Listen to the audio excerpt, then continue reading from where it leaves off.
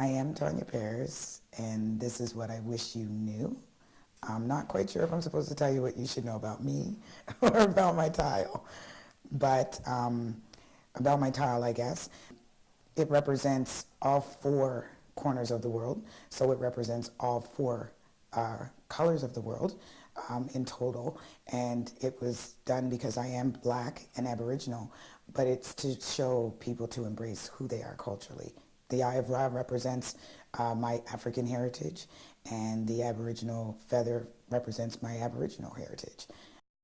I'm a strong activist in the community for both Aboriginal and Black people because that's what I know. So that's where I'm at. Not saying that I wouldn't be an activist for other human rights. My name is water in Mi'kmaq, and it means it's Semguan.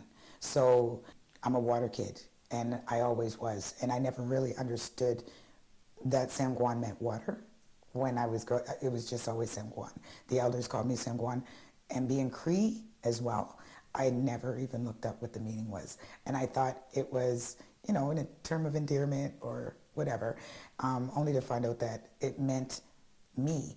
And when I asked one of the elders why water was chosen, they said it was because I would persevere through everything, that nothing could ever stand in my way or stop me from doing what I wanted to do, and that's exactly what water does. If it wants to get through something, over something, it may take thousands of years to get there, but it gets there. There's so much Aboriginal, so much Black pride in our communities that it gets overlooked.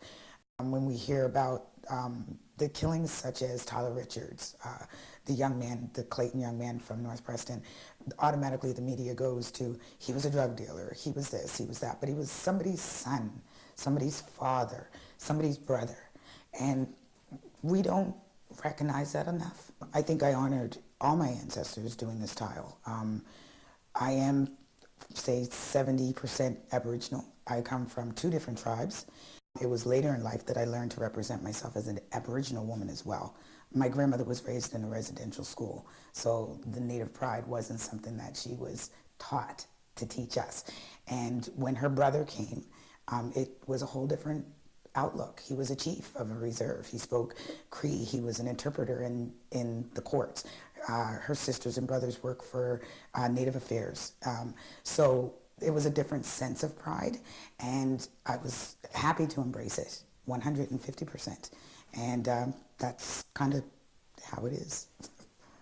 My father is Mi'kmaq and Black, and being from Nova Scotia and learning about Aboriginal history, you just kind of connect to who is there. And I wasn't really knowledgeable or knew a lot about my Cree family. So remember who you are, show who you are, and be proud of exactly who you are.